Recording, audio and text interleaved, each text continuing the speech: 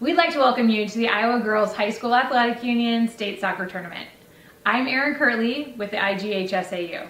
We hope you've enjoyed the first half of action here at today's match. 2023 marks the 26th year of the Iowa Girls State Soccer Tournament, and we are so thankful for all of those who support this event and help us put this on. None other than our proud title sponsor, Farm Bureau.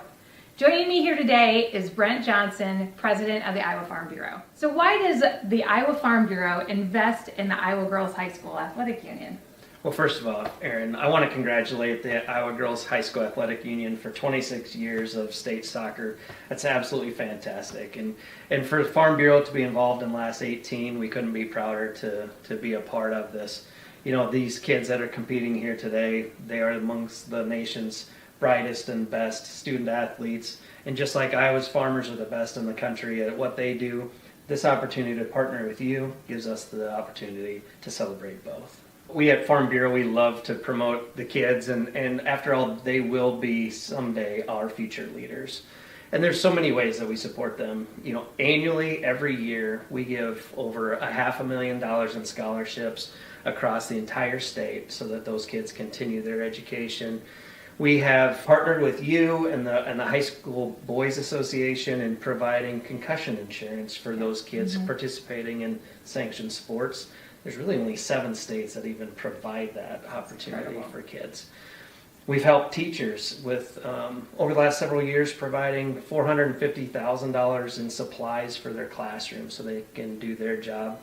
And just recently, we just gave $1 million to the Iowa FFA Foundation so that they can continue to promote Iowa agriculture and tell the story as to why agriculture touches all of our lives every single day. So the student athletes participating in this year's state tournament are taking home some awesome souvenirs. Can you tell us a little bit more about those?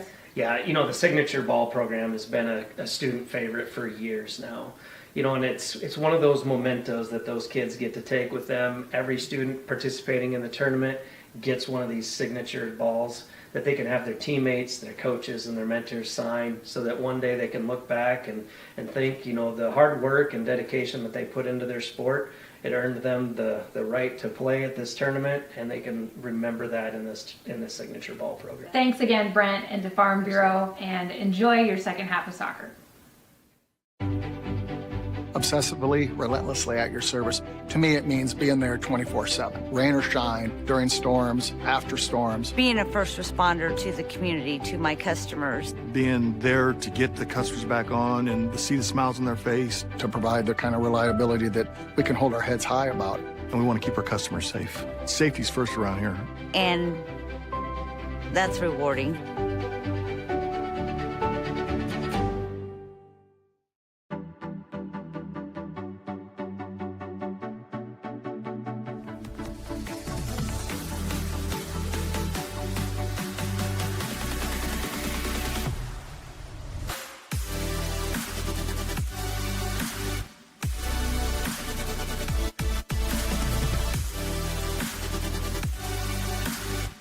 Slade's the place for you!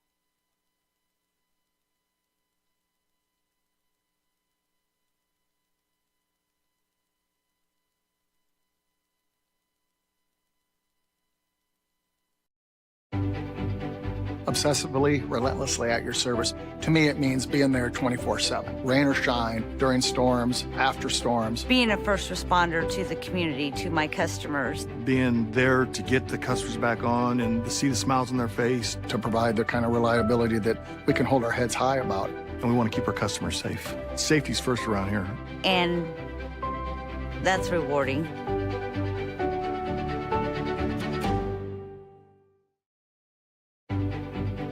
Obsessively, relentlessly at your service.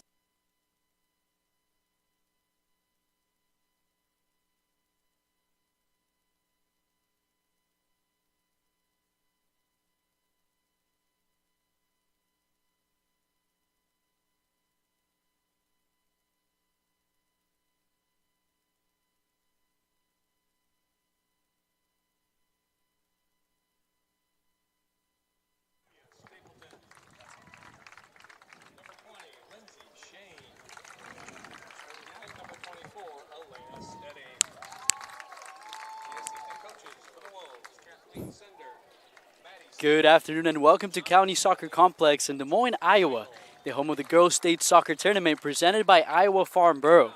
I'm Juan Mendes alongside Justin Vorster, and in a moment we'll have the matchup between the number 1 Waukee Northwest Wolves and the number 8 Ankeny Centennial Jaguars on this 3A quarterfinal. The players are being announced as we speak.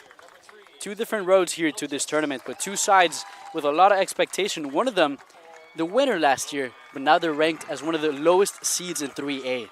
Very exciting today. Yeah, I remember doing that last year, beating Centennial, beating West Des Moines Valley in the final of the Class 3A. But here we are again in the quarterfinals with Northwest coming in unbeaten. And just talking to Chris Allen, the head coach for Centennial, just moments earlier, prior to coming up to the press box, he mentioned to me that it's never been done before in 3A where a school has come in back-to-back and won. Now, he said the players are confident. The pressure is on the underdog. Are they the underdog? He says yes, they are the underdog. Although losing in the last matchup on 5/12 of this month, losing 3-1 to Northwest Wolves. There's a little bit of rivalry between the 2 schools. A lot of these girls play club together. But the confidence levels are good, but also there's that bit of pressure of coming in back-to-back and doing it in 2 years in a row. So we'll see how it goes today. This is a matchup that I've been waiting for a long time. I'm glad I'm on here doing this with you, Juan, because I think this is going to be a cracking game today. I think we're going to see some great soccer within this Class 3A quarterfinal here on Field 9. Very excited to be doing it with you as well, as we've been here all morning with some 1A, 2A, and now 3A soccer here at 3 p.m. from the soccer complex here on the network. Very excited to see what this holds. One last quick meeting with the coaches from both sides. On the Waukee Northwest, the Wolves is Chris Allen, 15 years of experience, 9 with the team, 13 tournament appearances, 8 with this team and this school. So a lot of experience on that side for the number 1 team of this year on 3A. On the other side, Tony Gabriel, 11 years of experience, 2 with the team, so a little bit fresher to the squad.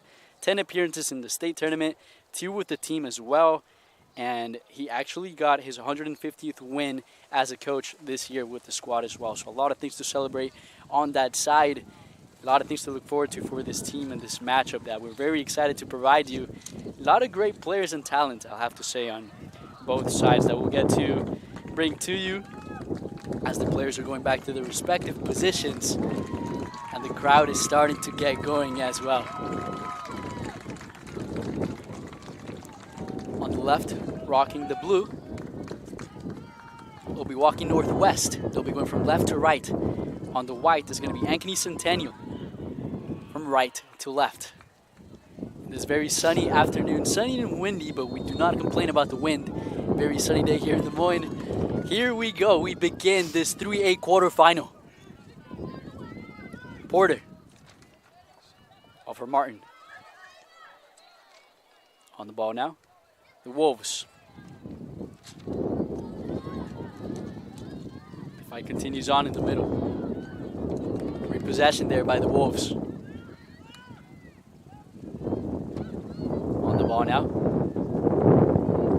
attack on the right flank. Ball dispossessed. That's the left back there for the Centennial Jaguars.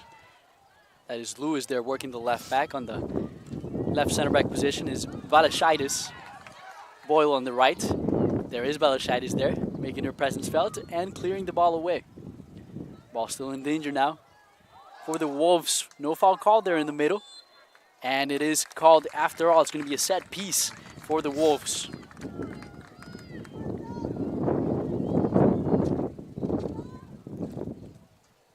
It will be taken by their number 19. That's Mahoney.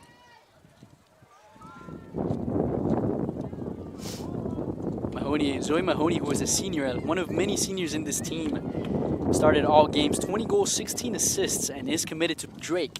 So she will, in oddly fashion, in cool fashion, be playing in this pitch as she committed to Drake. Very exciting. So Mahoney for the set piece. Floats one up, and it goes up, and away. It's going to be a goal kick for Centennial Jaguars. Right over the crossbar there, Mahoney getting her first glimpse on goal, just going over the crossbar. Bergen easily sees that ball sailing over. And we look at the lineups here, tell you what, both teams are very, very strong as the ball's played out here from one center back to the other with Evie Boyle looking to play the ball forward, but it's picked up here by Josie Jones, who plays as a holding midfielder, and you'll find she'll rotate. Jones pushing up, shot opportunity, floats one and palmed away, and well done there on the back line. That was Bergen, number 99 for Centennial Jaguars. Reese Roter and Josie Jones, you'll find they'll either into double six, but Josie Jones likes to go forward again. One of those players that will play combination passes going forward. Here's Elches, the right back for the Wolves. Takes one and a foul is called. Number 4 against number 4 there on your near right-hand side. Lewis and Boatman. A nice matchup we'll see throughout the day. The Waukee Northwest Wolves in goal spawn, left to right, Taryn Hank, Ashmore, Davis, Elches, who just drives the ball forward. In the midfield, Josie Jones, Rose Reuter, who will combine as the 6s, as the 10, Anna Coppola, wearing jersey number 17 on the left, Zoe Mahoney, 19 on the right, Carly Boatman, and up front, Natalie Gallagher. That is how the Wolves line up today. The favorites in this matchup, as they are unbeaten against Iowa teams. 6 wins against all 3A teams. 10th tournament appearance as well for the program. So there on the attack is Gallagher. Gallagher still on the ball.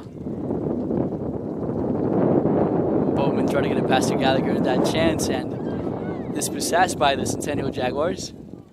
Ankeny still at it. Now the Wolves on the rotation around the back line. Ashmore stops it around Martin. Ashmore now floated away. Bowman drives it back on the pressures. Martin trying to get a chance for her team now. The press continues. Has to be cleared there by Spawn. Spawn under pressure there from Ava Martin and Katie Compton. Katie Compton has a electrifying pace. It's nice to see that she's fit again. She was carrying an injury earlier on in the season. Looking at both teams are up to full fitness. McKenna Hilton at right back. Either plays in a right wing back position or right back, likes to get forward. As you see here, the free kick here for Centennial on our near side. To take. The Jaguars, ball's floated up near the far side there of the box. Now, chance for the Wolves on the counter, sending 4 players forward. A lot of space to work with, a lot of space given now on the run. Here the Wolves, opportunity. Bit of help there on the far side. Ball crossed in, no fortune on that. Is going to go into the hands of Kate Bergen, the senior. Slight deflection there of McKenna Hilton, slowing the pace of the ball down, but that's what you're going to get from Anna Coppola for the Wolves. She's going to break from that 10th position into pockets of space in between the lines, picking up the ball in dangerous areas in the half space. And when she cuts in onto her right foot and strikes the ball, she's very, very dangerous. Something for Centennial to watch out for, because I know her tendencies, and she loves to do that, and she's a workhorse. So you just got to watch her off your shoulder, especially if you're playing out there, as she'll press between the lines, as she's picked up another position in between the lines as Macy Davis picks up. That is right. Davis there working the back line and the midfield as well for the team. Pushing forward now are the Jaguars. Could have been called for a foul. Ball still in possession of the Jaguars. Might have been deflected into a corner, but it does end up in a goal kick for the Wolves. Opportunity there for the Jaguars, and a lot of great players on both sides that you could talk about. I did go a little bit into the Centennial Jaguars, as they're looking for their 4th title in the last 7 seasons. They are the defending champs, and they are considered in the table, in the bracket, as the lowest seeded team in the entire 3A. As they continue now, on the run are the Wolves. Gallagher on the ball to Boatman, trying to find Gallagher on the overlap. Unable to do so, and the Jaguars have a chance now. Kroska still on it. Trying to get a through ball there for Gallagher, and again possessed by Bergen. Bergen, who is an academic all-state in the Iowa Girls Soccer Association, recently received that award, the goalkeeper, committed to Carnegie Mellon University. There's Bergen pacing for the ball. And with about 7, almost 8 minutes into this first, both teams, you can feel the intensity, you can feel the nerves slightly as well, but a lot of talent in both sides. It really is. It's one of those things that you truly don't believe in the matchup, as saying the best against the worst team in the tournament. It does not feel like it at all. No, it doesn't. I mean, that all gets thrown away at this point. You know, when you look at players coming back fit and healthy, 1 versus 8, hard to say. It is hard to say. But I tell you what, it's going to be a cracking match today. You look at the youngsters of Evie Boyle at the back there, at right centre back, with Balashanitis to the left-hand side of her. And then McKenna Hilton to the right, who's got lots of pace. Great talent there on all sides that you look at it, as on the attack are the Jaguars. Throw in their favor, and a couple quotes, and a really, you know, going off again on Bergen and her performances. She has 11 shutouts, which is the most in school history in her program. So she has been there, and when asked about the accomplishment, she said that it's been really easy to do with a great back line in front of her, but also she's always looked up to the goalkeepers that have played in this team previously. Bergen was influential with a number of saves in the final last year against Valley, West Des Moines Valley, in the penalty shootout. Actually in the semi-final, I believe. Chance for the Wolves, trying to use that pace is Gallagher, but first Boyle gets there, finding Bergen, who has to clear that out and away. And we have the first substitution of the match. Does look like Boatman will exit momentarily.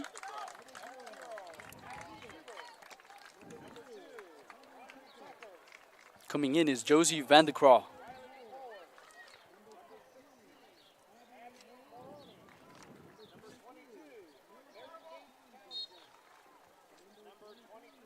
Play resumes.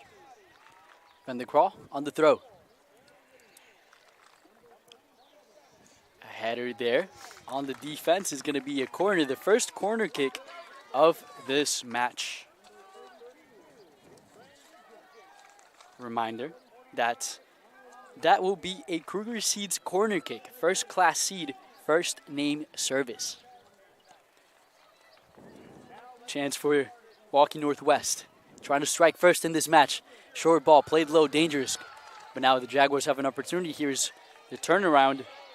On it is Compton, Katie Compton. Really cool name, I have to say. Katie Compton. As well picked, good defending there from the Wolves at the back. Just dealing with it under pressure was Katie Compton, just shielding the ball. But again, the Waukee Northwest did really well to deal with that. Floated ball dangerous in the area, cleared but not in time. It's going to be a goal. It lands in the back of the net after all. Waukee Northwest, the Wolves are up 1-0. A goal out of nothing and the far post. First actual touch of the game. We don't count the throw in Van der Krol on the far post. Coming in with a right foot here on 9 minutes, putting Waukee Northwest 1-0 up. It looked like Lewis, the left back for the Jaguars, tried to get there on time to close it down. She did kick it away, but it did still hit the post and into the goal. A last-ditch effort by the left back. Van der Krol coming in, takes the throw in. First touch of the game, like we had in the last game with Ensling for Waverley. But this time the ball coming across, just managing to get a right foot to the ball and into the back of the net as the ball was flicked on and eluding Bergen at the near post as she was under pressure from Avery Lewis. Managed to get there first, putting Waukee Northwest 1-0 up. Just like that, 10 minutes in. And there is a lead here in this matchup, this highly anticipated matchup. So we have a great crowd from both sides this afternoon. Now the Jaguars, we'll see how they respond. They face a lot of adversity. They are the underdogs, but they want to make sure they don't play like it. Davis. Down to Van der Krol, the goal scorer. Van der Krol using that pace, beating Lewis. Van der Krol still now entering the box. Floated ball, Bergen's there first this time. And what a ball there by Van der Krol. Heaping in confidence after scoring the opening goal. Just getting inside Avery Lewis, into the penalty area, into the half space, the red zone. And Bergen, what a great save, diving to her right-hand side. Porter, wrestle match there with the hands against Elches. Elches wins a foul for her team.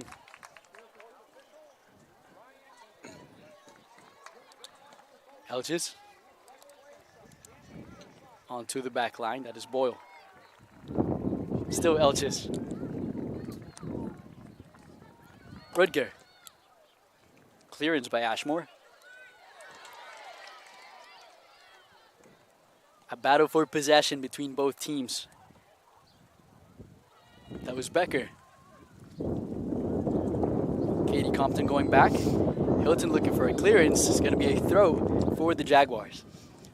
The assist on that goal was from the left-hand side, Zoe Mahoney with the cross.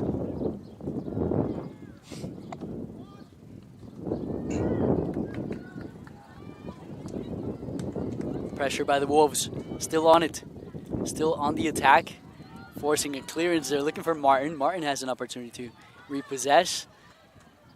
Challenge there in the middle by Pennington. Now the ball might be falling down to Van der Krol again. Van der Krol has a chance, has a shot, but it's too weak to trouble Bergen. But Van der Krol's causing trouble already on that far side. As there may be another substitution this time for the Wolves, another one for them. Katie Compton going out for the Jaguars.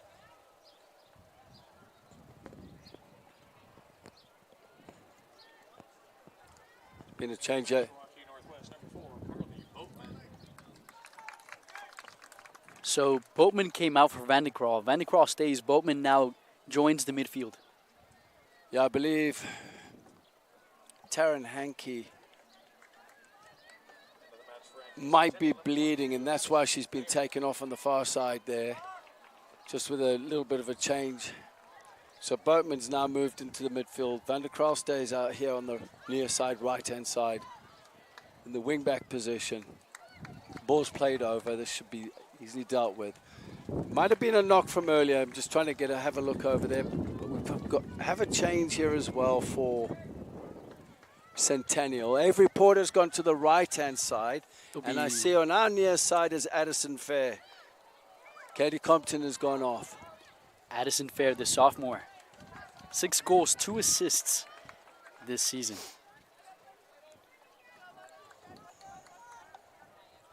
And to speak further of Josie Van der Krol, Jr. played in practically all games as well, mostly from the bench. That is her 4th goal of the season, has also 8 assists to go along. As here go the Wolves.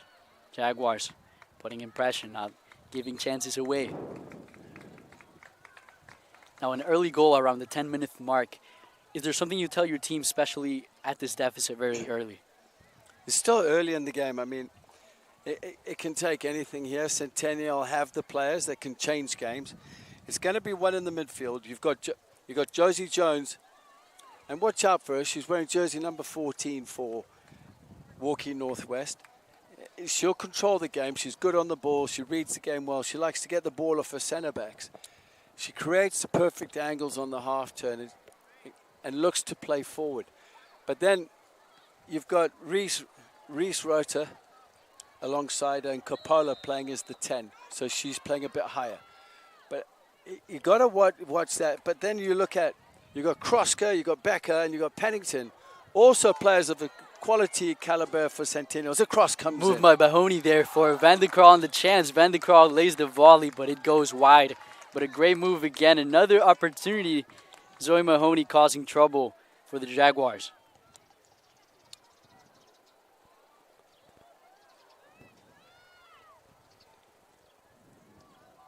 Zoe Mahoney, the senior, as we said, committed to Drake. She was an all-state player last year. 20 goals in the season. Very, very dangerous player on that left wing for the Wolves. Jaguars clearing the ball away, but still almost cornered by the Wolves at the moment, and as it stands, the crowd starting some chants there on the far side. First set of chants we've seen today. On the ball now, quick turn. Well done there. Now still on the attack are the Wolves, putting in pressure. Hard challenge. It's going to be a throw for the Wolves, but a lot of energy. You feel that they drive with the Wolves on the attack. Yeah, I see Avery Porter's on the far side there as well to take care of Mahoney, to assist Hilton. Now, McKenna Hilton's a good defender. A lot of work's going to be cut out for us. We see the acrobats on the far side. The front flip throw-in. You don't see that too often. Van de Kraal, very busy. A foot in there by Lewis. It's going to be a corner for the Wolves. And that Northwest like to get the ball in the wide areas, attack down the flanks, and get the ball into the box, as you've seen on the first goal. From the cross from Zoe Mahoney into Van der Kraal, we can see his movement looking for a short corner as Mahoney sets this up. Macy Davis is in the box. There's a 2v1 here with Reuter, which could be on. Ball floated into the danger area, headed away. Still in the danger area. Shot is made. The back line's there to block it and clear it away. Now, 15 minutes into the game. Have to say, hey fans, that Central College has you covered with career building programs, and with tuition less than $20,000 a year and tons of scholarships. It's the best decision ever. Apply today at central.edu. Now going back to that play, dangerous crossing, huh? Yeah, Macy Davis was lurking, was cleared away with a header of either, I think it was Boyle or Balashanitis. Did really well. Macy Davis was lurking. She was flying in there. Josie Jones didn't quite get a hold of the ball as it bounced out. As you can see, just a missed kick by Elena Ashmore. Again, the ball bouncing in the penalty area, but well picked up here by Ava Martin.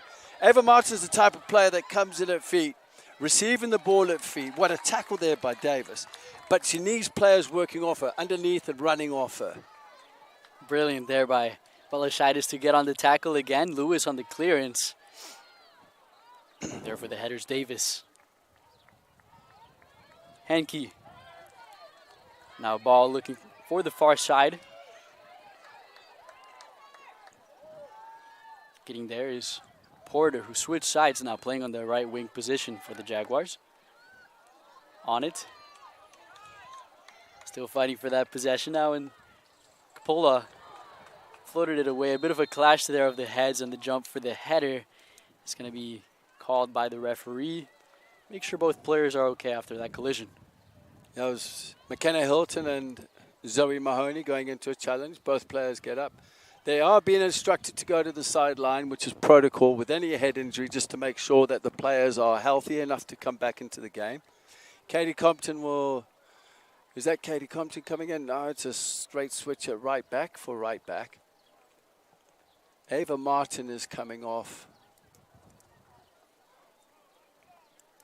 Looking to see if Zoe Mahoney, I think Zoe Mahoney was changed.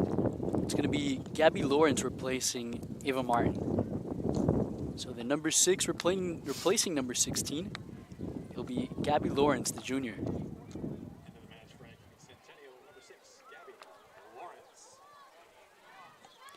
Play resumes and the Wolves are on the attack. Van de Kraal, very busy since coming into the match. Van de Kraal using that pace. Ball. Bergen might be there first, and she is palming it down. Quickly rolls it for her player. That's Lewis on it. Balashidis into the middle. Now opportunity here for the Jaguars.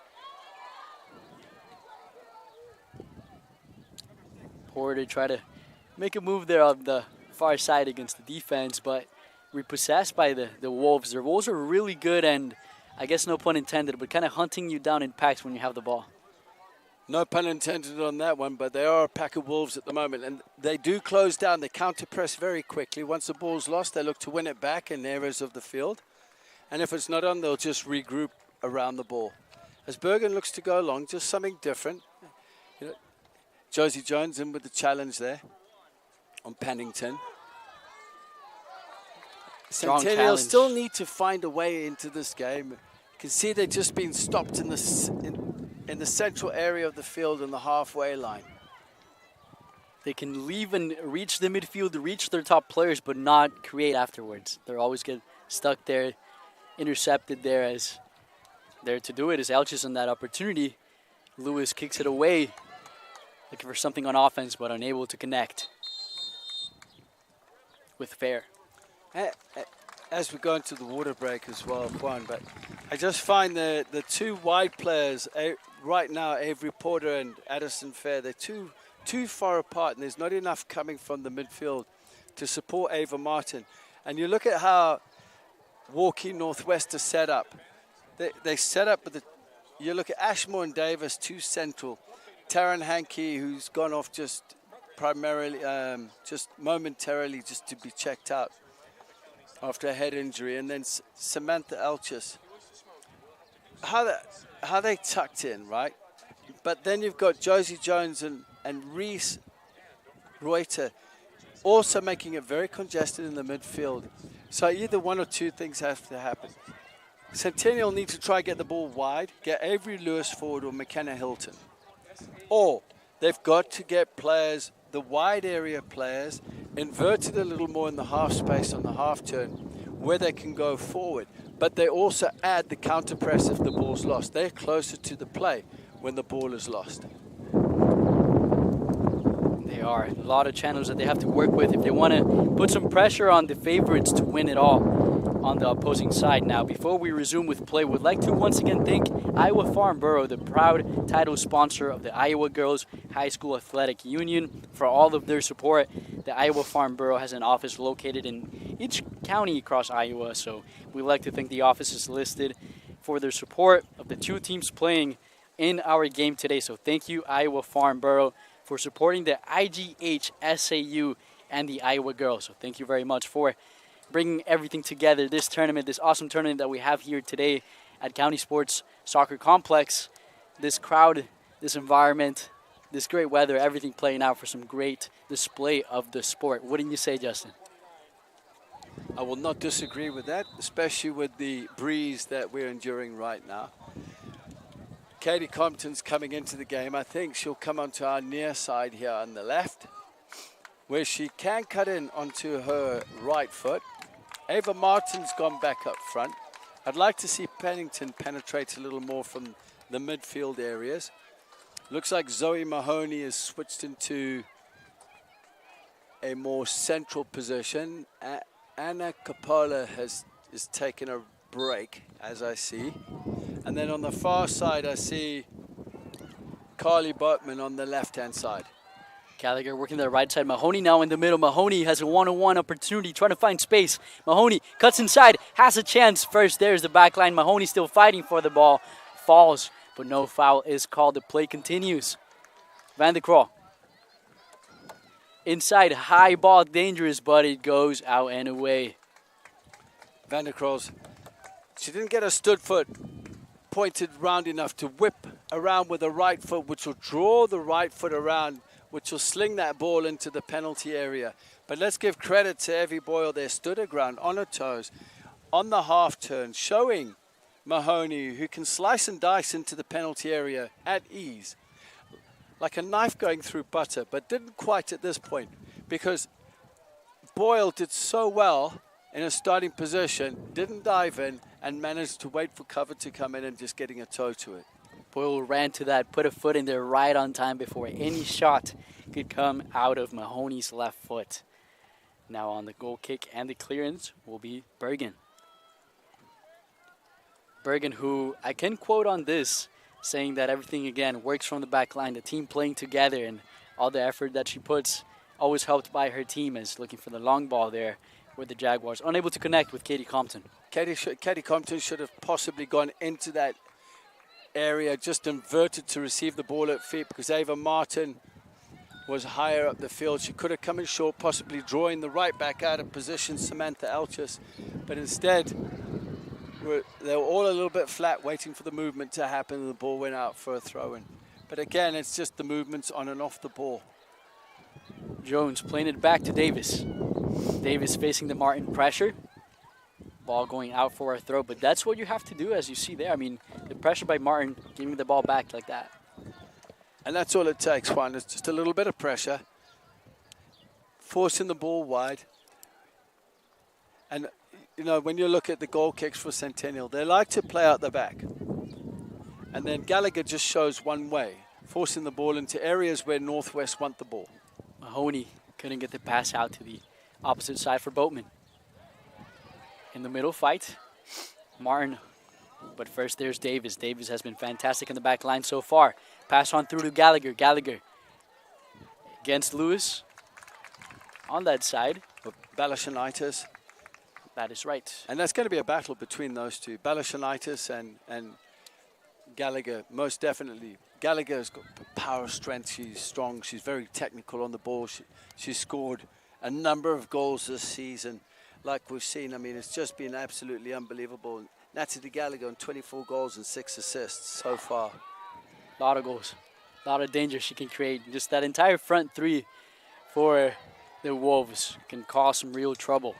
As on the ball, moved there by Porter. Porter has an opportunity to get on it, gets on it, but it does go out of bounds for a throw. But as you mentioned there on that side, a lot of trouble there by the back line now. It feels like they haven't faced a team with this much quality up front. Yeah, you know, learning from earlier on in the season when they lost 3-1 on May 12th.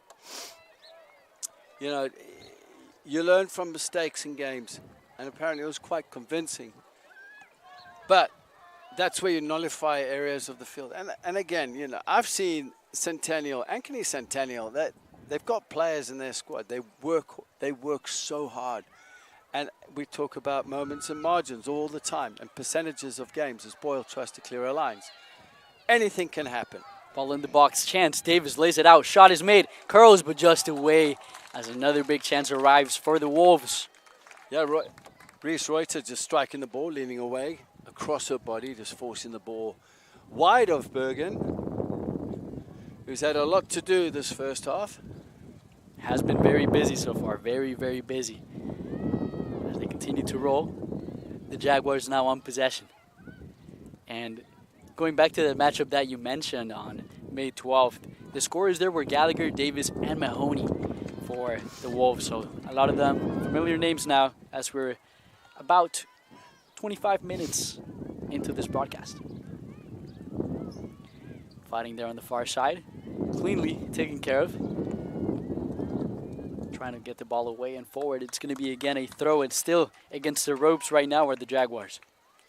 Yeah, and again, as the ball's forced away, as Josie Jones picks the ball up here, look at the skill on her, just holding the ball up, weaving and jiving, closed down by McKenna Hilton and forcing a free kick. But when you look at how Bergen plays the ball out the back, and Gallagher shows one way, as the team shifts across, Van der Kroos still in space where she's not shifting with the team. So that if it's played through the midfield, for example, if it's played through Becker or Kroska, who are unmarked, Van der Kraal's out of position, which could cause a problem. She's in position here, but on the build-up, as she loses the ball there, as in the build-up, she's disconnected with the shift, as everybody shifts across, and they're picking up man for man. Opportunity for the Jaguars there was Martin trying to hold the ball in. Four-man attack, and now on it is Jones again. Jones, fantastic job in the midfield so far. Gallagher trying to find the ball, clear it away.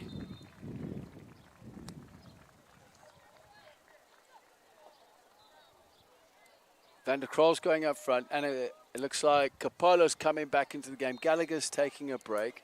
Mahoney, it looks like she's shifting to our near right-hand side because she can play both sides. So Van der Kraal's gone into the 9, and there you see Capola coming in as the 10 again. Capola, another great player in the squad. There is Capola on the ball on the far. Still on a good pressure there by the defense, but still in possession of the Wolves.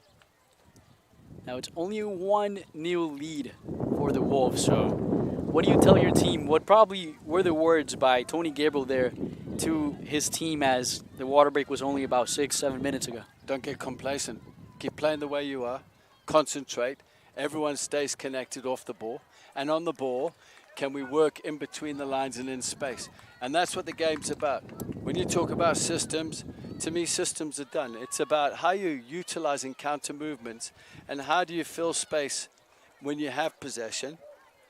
And out of possession, again, how do you fill space? So your shape's always changing throughout the game. Van der Kraal in the middle. Shot is made, but it doesn't quite get there. Good job by the defense holding things down, but could have landed in a goal if connected properly. Wolves unlucky on that chance, but it is going to be a corner kick after all. And that is a corner as Mahoney was... Actually, Elches was lurking in with a right foot off the cross from Mahoney. And deflected by Balashanitis out for a corner. And that will be a Kruger Seeds corner kick. First class seed, first name service. And for the service now, on the corner, are going to be the Wolves. Ball floated up nice and high in the middle, past everybody, still in the danger area. Careful there with the penalty and a hard foul by the Wolves. Fortunate are the Jaguars. Bit of breathing room again, something to work with and bring things together as the Wolves seeking to get their second. Kenna Hilton just getting in front of Josie Jones there. Did well to win the free kick. Giving the ball away here as Macy Davis picks up. A lot of panic out there, to be honest with you. They're Boyle just lunging at the ball. But again, we talk about fatigue in this game. It is hot down pit side. I was down there earlier, but there is a lovely breeze that they have to contend with. Oh yeah, the breeze is keeping everything together. As a slip there, I've done that a few times. Play continues, looking for Martin. But look at Josie Jones. She slips, but she's got teammates around her that are working hard off the ball. And the ball was picked up by Davis. And Reuter was also covering. Great job by the team. They're stepping up for their fallen teammate. As just like that, they have the ball already and on the attack. With almost 11 minutes left in this first half. Yeah, just before the game, it was interesting. I was just chatting to Tony Gabriel, the head coach of Northwest, and like just so calm and collected, like he was on the beach. He's hanging out with his flowing dreadlocks and his curls, and he's not wearing his hat or his beach shorts today like he normally does. But I tell you what, he's so calm down there. He's just no pressure, and I think that reflects on the players. You be calm, a little bit humble. He knows what he expects out of them. And his assistant coach, Matty Smith, who unfortunately is a big Leeds United fan, and I have to say this, being a Villa fan, but are going down to the Championship. He's not too happy about it. He said that was going down a long time ago in Easter. But hopefully he's looking for a win today out of this match as well. Hopefully so. I'm fortunate to not be a Leeds fan, I will say. As on the move now are the Wolves. On it, Van der Kraal gets fouled hard by Hilton. Opportunity here for the Wolves. Hilton gets a bit of a chat and a yellow card by the referee. So McKenna Hilton picking up a yellow card will have to go off. Avery Porter, looks like she's coming across to our near side. Here comes the sub that's coming into the game. Now Katie Compton telling Lawrence to get back in on the wall there. Watch for the short ball as there's a lot of space surrounding the players that are bunched up there right outside the box. Mahoney stepping up there. She's dangerous as well, Juan. Into the match for Ankeny Centennial. Mahoney with the left foot. 20, Emily Conger. For Waukee Northwest, number 2, Natalie Gallagher. Gallagher coming back in to take it. Mahoney floats one. Dangerous. Goes just over Bergen's goal. Goal kick for the Jaguars. Bergen did really well there just to stay set until the last minute, last second, and just making sure that ball goes over the crossbars. Mahoney with a left-footed bending ball looking to get in just under the crossbar. But Bergen did really well holding her ground. Katie Compton looks like on our near side here. And then you've got on the far side, Emily Conger, I believe. No, Emily Conger's coming for Hill McKenna, who received the yellow card.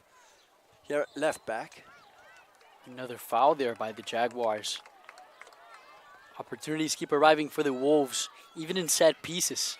Really trying to take advantage of these as they're trying to grab a 2-0 lead now inside the last 10 minutes of the first half.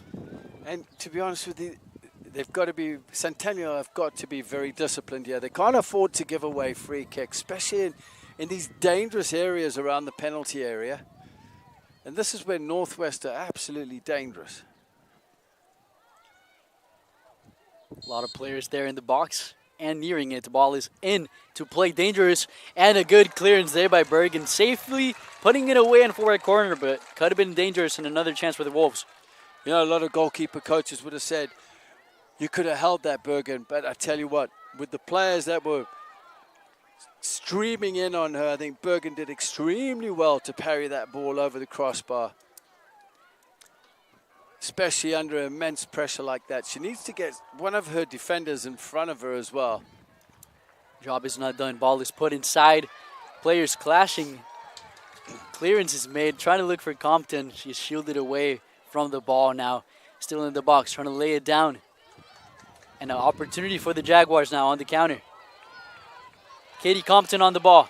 Tries to cut inside. Does so. Has a chance to put a pass through and a foul there on the slide. That was Ankeny. Quickly played. Free kick. Quickly played now. Compton has an opportunity. Cuts inside. Slide tackle there. Big challenge. Play continues. Play still continues. No foul is called. And the Wolves leave that one and escape it. Elena Ashmore and Katie Compton tangling up there on the edge of the penalty area on our near side. But the quick free kick was well picked up by Compton. But the alert Elena Ashman was there to deal with it, tangle up. She's limping gingerly off out of your screen as Ankeny conceded the free kick. It does feel like a rivalry match as there is definitely a foul there, tangling the foot off the defense, trying to clear that ball away. It's Gallagher and Conger tangling up.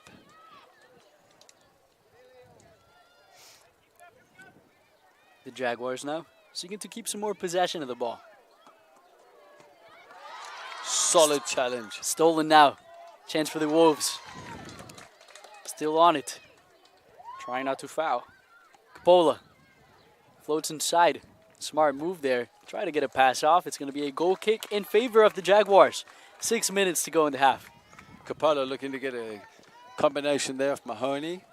Mahoney going to ground, wasn't on her feet, but good. Capola doing a fantastic job there, shielding the ball in the corner. She's strong, she's got low sense of gravity, and there's one thing about her, she's got some fight.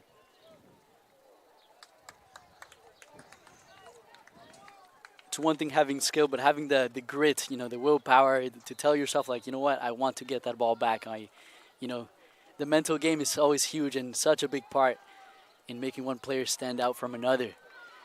Great tackle there from Evie Boyle on Boatman on the far side. Boyle has been really good in this match. Yeah, she has. She's been really good on that fight as the right center back. She's been very steady. That earlier on where she stood her ground against Mahoney. I mean, obviously she's going to have her hands full here with, you know, the likes of Mahoney, Boatman, and on the ball now Gallagher. Boyle trying to cut that pass across. On the run. Efficiently done. Now Compton on the ball. Trying to work away and attack. Ball is floated away. Compton sees it go out of bounds for a throw. Substitution now for Waukee Northwest. Pennington didn't quite get a hold of that. Pennington should have maybe just gone back after the initial layoff there from Katie Compton. Looks like Van de Kraal is coming back in for Boatman.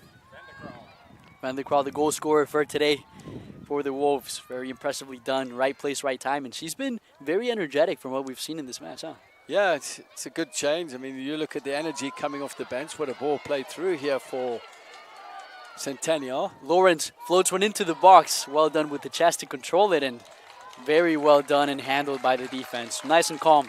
Porter was making her way just inside the near post of Gabby Lawrence's cross, which was well taken care of there by Elena Ashmore. Just clearing her lines. Very poised to bring it down, clear that ball away, get rid of that danger. As there was Boyle doing the throw on her opposite side, and now Chance.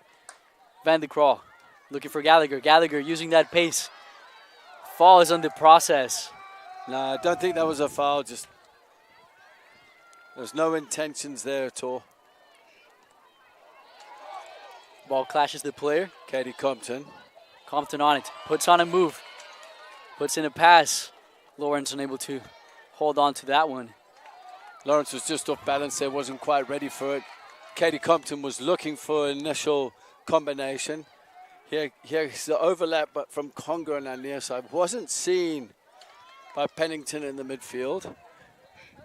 Conger now against Mahoney. Mahoney puts on a move on Conger. Can't get the pass, but just like that, how quickly she can generate space. I wouldn't chase that. Just try and lock them in. Save energy at this point of the game. Another substitution for the Wolves will be Ashmore stepping out. Has done a great job, as we mentioned, already in this match. Less than 3 minutes to go in the half. Just confirm who's coming in. Lindsay Shane coming in at centre back alongside, I think there's going to be a change. Elches will go alongside Macy Davis. She better do it very quickly just to get to the left centre back role. And then Shane is coming in at right back, wearing jersey number 20. There it is. It's now on the far side. Van de Kraal using the pace again. Van de Kraal, Chance, puts the ball in. No foul is called in the hands of Bergen now. 2 minutes, 20 to go in the half. It is still only a 1-0 lead. It does mean a lot, as it is a goal scorer in a very tight match. Nonetheless, the Jaguars are definitely capable of scoring, and so is Katie Compton now on the ball. Puts on a move again, beats Davis, has an opportunity, and is fouled really hard there. A push, shove. Really, really hard foul there on Katie Compton as she was causing danger on the attack. I saw that coming. Yellow card there for Reuter. She's going to have to leave the field now. So that's 2 yellow cards of the game. One to Hilton, one to Reese Reuter in the midfield. But I saw that happening as soon as Katie Compton cut in on her right foot. She loves to do that. Went past Macy Davis, testing the right back that had just come in, Lindsay Shane, and then was just taken out blindsided. Could see that foul coming from Reuter. She was running full speed. Tackled everything but a ball there on that chance, and now standing over the ball. Opportunity now for Pennington. 4 on the wall. Pennington, I wonder if she's going to test the goalkeeper, or is she going to sling it around the back? I figure with her right foot she's going to test the goalkeeper. Might be the case. Referee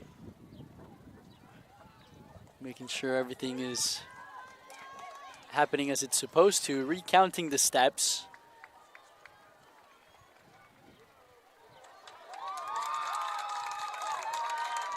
Not sure why people are cheering, but the free kick is still a free kick. Pennington to take it. Shoots way over this time. Too much air under it, although it was into the wind. She did strike that pretty hard, but way over the bar, hit it flat. You've got to get some texture on that type with a bit of a cross. Swinging the ball in, test the goalkeeper. Can you dip it down into either corner or down into the goalkeeper's feet?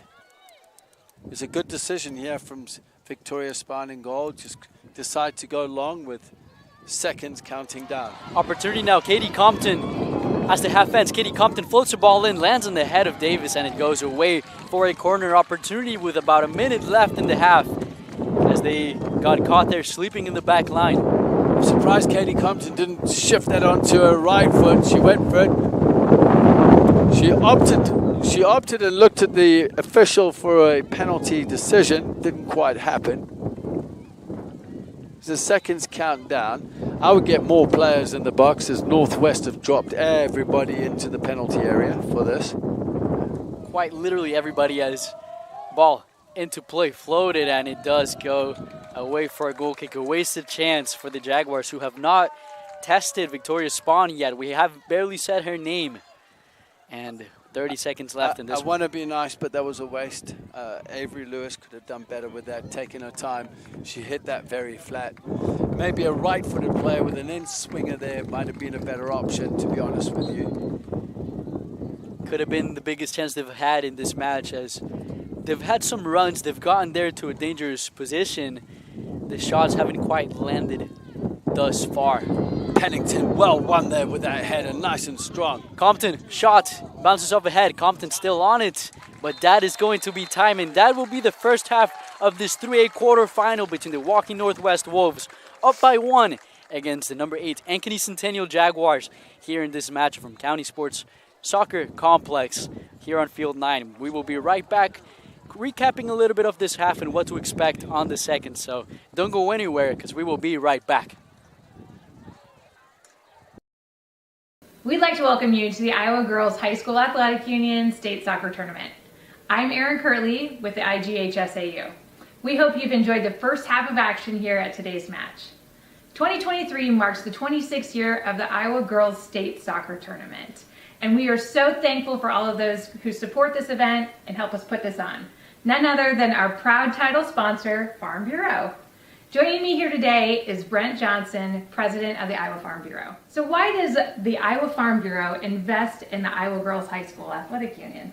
Well, first of all, Erin, I want to congratulate the Iowa Girls High School Athletic Union for 26 years of state soccer. That's absolutely fantastic. And for Farm Bureau to be involved in the last 18, we couldn't be prouder to be a part of this. You know, these kids that are competing here today, they are amongst the nation's brightest and best student athletes, and just like Iowa's farmers are the best in the country at what they do, this opportunity to partner with you gives us the opportunity to celebrate both. We at Farm Bureau, we love to promote the kids, and after all, they will be someday our future leaders. And there's so many ways that we support them. You know, annually, every year, we give over $500,000 in scholarships across the entire state so that those kids continue their education.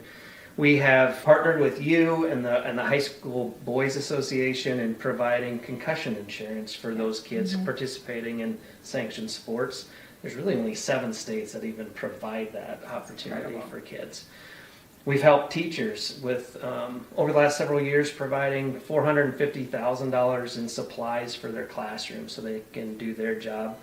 And just recently, we just gave $1 million to the Iowa FFA Foundation so they can continue to promote Iowa agriculture and tell the story as to why agriculture touches all of our lives every single day. So the student athletes participating in this year's state tournament are taking home some awesome souvenirs. Can you tell us a little bit more about those? Yeah, you know, the Signature Ball program has been a student favorite for years now. You know, and it's one of those mementos that those kids get to take with them. Every student participating in the tournament gets one of these signature balls that they can have their teammates, their coaches, and their mentors sign so that one day they can look back and think, you know, the hard work and dedication that they put into their sport It earned them the right to play at this tournament, and they can remember that in this signature ball program. Thanks again, Brent, and to Farm Bureau, and enjoy your second half of soccer. Obsessively, relentlessly at your service. To me, it means being there 24/7, rain or shine, during storms, after storms. Being a first responder to the community, to my customers. Being there to get the customers back on and to see the smiles on their face. To provide the kind of reliability that we can hold our heads high about. And we want to keep our customers safe. Safety's first around here. And that's rewarding.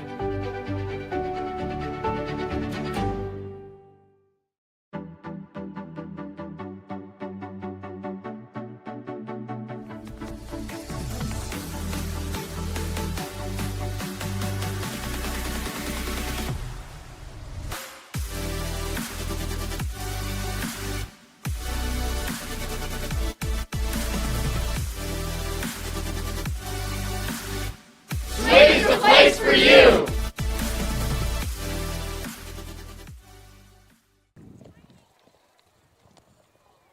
Welcome back to Coney Soccer Complex here on this very special broadcast of girls state soccer on this tournament where Waukee Northwest right now is winning 1-0 against Ankeny Centennial Jaguars, the number 8th seed. But they did win it last year. They're winning 1-0 on this 3-8 matchup.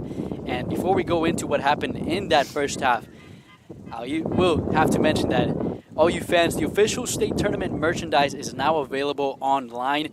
It is time to get your smartphones out. You get to scan the QR code on your screen now as you see it there. And you're able to visit IGHSAU.org to browse, customize your merchandise, match your style, get something for yourself, everybody in the family. It's a quite nice shirt. I like the long sleeve. So go ahead and do that for yourself. And now we can dive a little bit into what happened in that first half. Two teams, two great programs. One, the heavy favorite, one that won it all last year. Great matchup we've had. What happened in that first half, Justin? Well, Van der Krol coming in 9 minutes into the game on a first touch, just getting a boot out, just getting the ball across the line after all the work was done on the left-hand side from Zoe Mahoney. The ball coming across, eluding Bergen over the defenders' heads, and there she was under pressure from Avery Lewis and just managing to toe poke the ball across. But as the game's gone on, and from what I've seen in the last 10 minutes of the first half is probably the best going forward that I've seen of Centennial.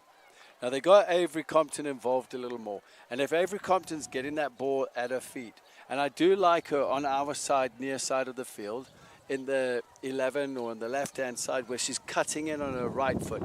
She's dangerous and has caused problems. I think dead ball situations around the penalty area.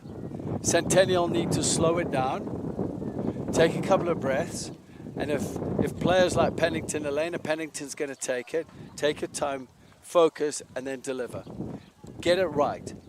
Don't waste opportunities. The corner, Avery Lewis, everybody was in the box defensively for Northwest. There was a chance. All right, take your time. Then get the ball in the penalty area, because those are going to be moments where you'll get back into the game with a tie. I think at the back they've dealt with Balashanitis and Boyle. They've dealt with Gallagher in critical times. They've managed to do the job. And Mahoney and Van der Krol. Van der Krol is so dangerous with pace.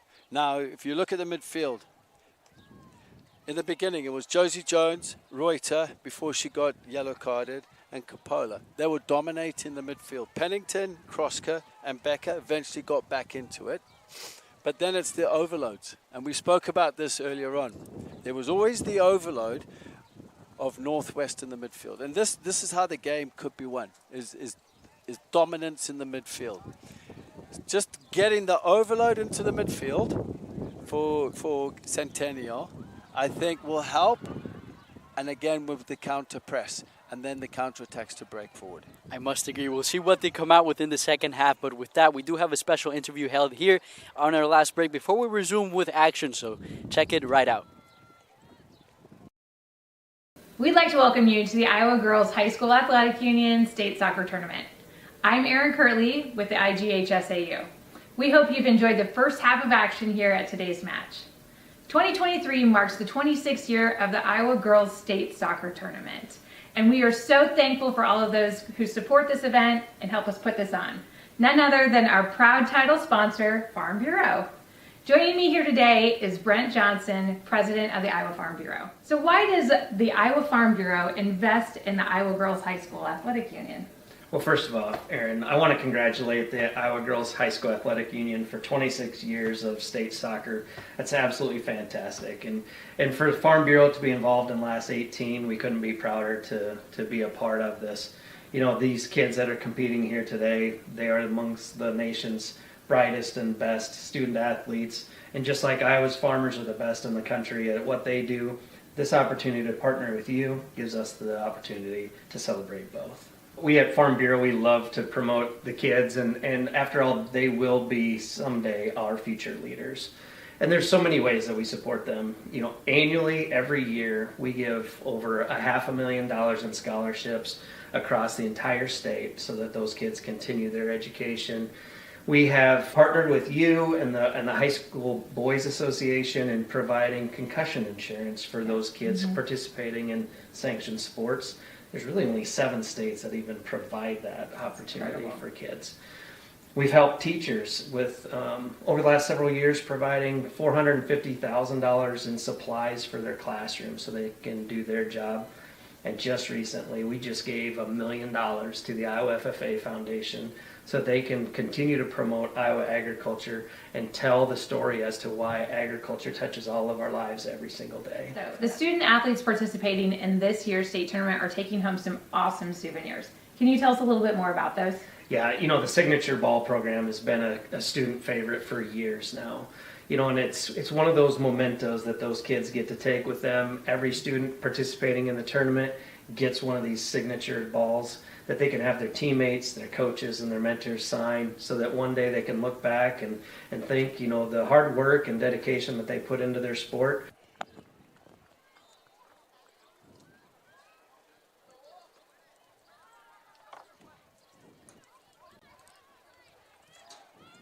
Welcome back to Coney Soccer Complex here on this very special afternoon. You're watching the Iowa Girls State Soccer Tournament presented by Iowa Farm Bureau on the Girls Union Network, powered by Mid-American Energy Company. The game is already back on its way in the second half. I'm Juan Mendez on play-by-play, joined alongside Justin Vorster. An exciting one we have here today. I'm really excited to see as Waukee Northwest Wolves leading 1-0.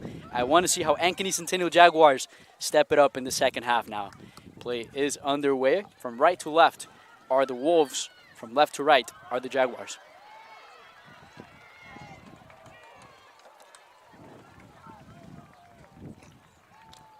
Will be a throw for the Jaguars now. On the right-hand side, it will be Hilton. It will be Boyle actually taking the throw. Boyle out to the middle. Boyle with a long throw. Used tactically by Centennial in those situations. It looks like Centennial, great start, and you know, what a chance. And the flag was going up, so I think it would have been deemed offside. But that's a decent start already. It's a good ball. Into the match, yeah. I mean, it was a good ball in by every reporter, but it's a good start so far. Katie Compton is on our near side with Ava Martin in the 9, and off my right shoulder here, West Des Moines Valley have gone 1-0 up against Pleasant Valley in their first half, with seconds left of that. Action going on everywhere you look at it here at County Soccer Complex, as the Wolves currently trying to not get this game tied up, which as it stands now here in the second half, the Jaguars have come out a little bit more aggressive. Certainly Tony Gabriel mentioned that to his team, as the play now seems to be in favor of the underdogs in this match. Play continues. It'll be another throw for Ankeny Centennial. And Boyle will go up for this one again. And this could be the moment to take a chance with Ava Martin on the near post. Just one in front, one behind, as you can see the defending there for Northwest. On the throw. Ball is in the box. Lightly cleared. Now cleared away. Macy Davis was towering over Pennington there. Gallagher gets there. Katie Compton almost gets it on the bounce. No flag was called. It could have been a chance there for the Jaguars. And that's where Katie Compton's dangerous. She'll wait for that moment. She'll spin out into the space. And Victoria Span did really well there, just holding on to the ball because it could have rebounded off her into the hands, or feet, as I should say, of Katie Compton. Jones. Cleanly taken away. Not quite. It was called a foul there by the referee on Jones, who has done a great job in the midfield so far for Waukee Northwest. Kroska was just slightly holding Josie Jones back there as Boyle came in for the tackle. And no, Boyle was turned around and said what to the referee, but I don't think it was on Boyle. It was more on Kroska coming in and just pulling Josie Jones down. Mahoney now with the right foot. Floats one. Almost had header connects, but it goes in the hands of Bragan, who has been very busy this afternoon. And a Capolo on the near post. But Bergen did really well, just holding on to that. I expect something different here this second half. Juan, I have a feeling that Centennial will claw their way back into this game as they normally do. I've seen them do this so often in games. Going down early, but then the second half is another story to be written. Yeah, and they've got the players in the team that are able to just make something out of nothing. Gallagher, move there. It's going to be a throw, however, for the Jaguars. As something that I looked at in this Jaguar team is their scoring is very spread out through a lot of different outlets, a lot of different scorers in this team, and that's a part of their consistency at the system that they work in. But somebody might be having to step up in this match in order to finally bring something together on offense for them, because as a unit moving up, I feel that the Wolves are doing really well in containing them. Yeah, they're not content of just one or two players scoring goals. Like you said, they spread out. You got Katie Compton on 8 goals, Ava Martin on 8 goals up until this moment. What a ball there played in behind. Opportunity here for the Jaguars. Slide tackle there. Put in, but the ball cannot be crossed in time. It's going to be Spawn there to take it. Samantha Elches, just been caught napping, not tucking in quick enough, and the ball was played in the gap in the half space there for Ava Martin. Avery Porter, as you can see, Avery Porter now onto it again on Elches, who's just shielding the ball, waiting for support from Macy Davis. Elches deals with that one better. Ball's deflected. Will be a throw. That's what you got to do. More patience. Shield the ball away. Try to just get it clear either to the goal, maybe get a deflection. Yeah, and it's the wind's died down now, and it's beaming down. It is so hot down here at County Soccer Complex on Field 9. I tell you what, if you're not tuned in, get down here and watch some great soccer, because I tell you what, it's been fantastic so far today. Oh, it has been. It has been. As weather is great. It wasn't that great yesterday night. That's why some boys' games will be played later today, 7:30 here at County. Now play continues. Wolves on the ball, on the attack. Late challenge there. No foul called. Player slowly getting up. Bit of a Taryn Hankey needs to get in line with the two center backs. She's way too deep, and she's not getting forward quick enough. She's got to hold her line. As you can see out of our picture, she's dropped way deep. As you can see, she steps in to side foot that ball away. Now you get the back line up together. Elena Ashmore Davis. Davis has got it commanded off the ball as Katie Compton wins that and cuts inside and gets chopped to pieces by Taryn Hankey. It's another hard foul there on Compton. Has taken a beating today and this afternoon. Quickly taken, ball floats. Opportunity for Porter. Porter trying to arrive on it and shielding the ball away. Another fantastic job by Elches. Again, that quick free kick there from Pennington, just over Macy Davis's head. Luckily, Elches was covering as Avery Porter came in, but Elches did so well shielding that ball out for a goal kick. As I believe we have a change here. Reese Redker is now back in the game. So Reese is back in, and out goes Boatman, So Reese will go back into that double 6 position with Josie Jones, and then Anna Coppola as the attacking 10. Then slight change by the Jaguars in the right back position. It'll be Hilton coming back for the side that she started at the beginning of this match. Yeah, she'll be matched up against Mahoney, which is needed. Needed and complicated. Yeah, Mahoney's a handful, but, you know, as you can see now, we'll have a 1v1 here. Oh, look at that. Hilton diving in. Mahoney lays it off. Turn around. There first is the back line to bounce that away. Could have been a brilliant goal in a second there for the Wolves, but now chance for the Jaguars. Too strong. That was great cover from the midfielder, from Emmy Becker. That was absolutely outstanding. Covering in the box, taking care of Anna Coppola. Anna Coppola would have been open in goal. Really, that's just absolutely fantastic. Well, she had to do it because Anna Coppola was her player, the attacking midfielder. So Emmy Becker did really well covering and winning that ball. A fantastic job there, taking that opportunity away. As we saw there, Mahoney very skilled on the right and the left foot. Opportunity now, Boatman cutting inside actually. That's Gallagher on the attack now. Gallagher on the left foot. Ball touched away, and it's going to be a corner, another corner for the Wolves.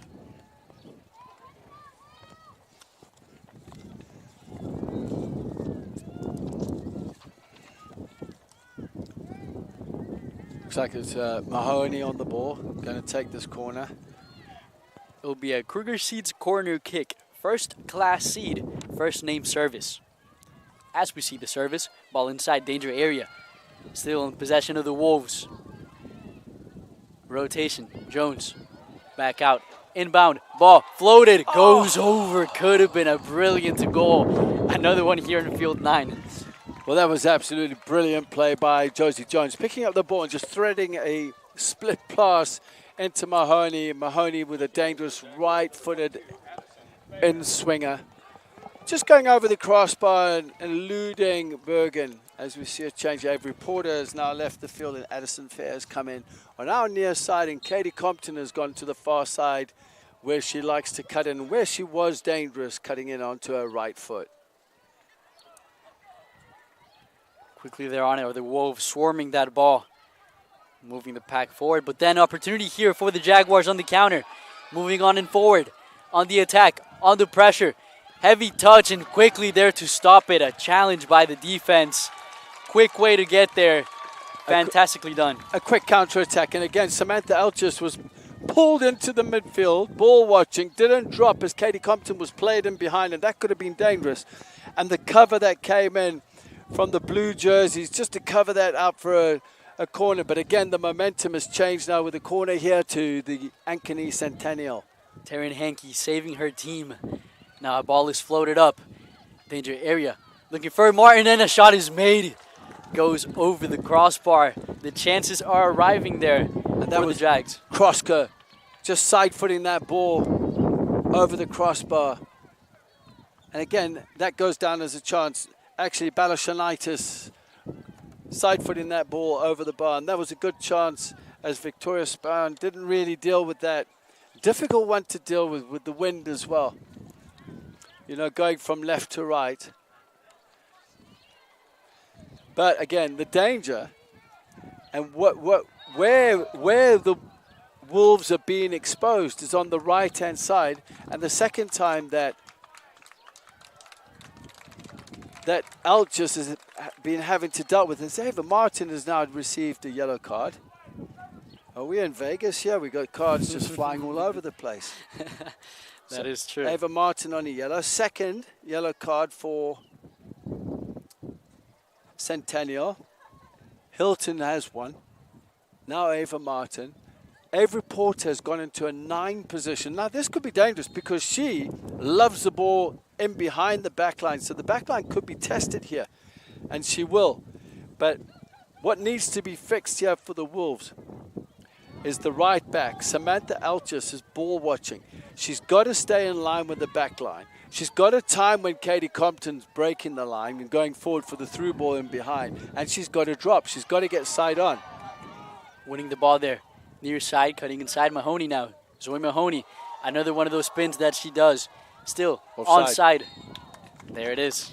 Offside call.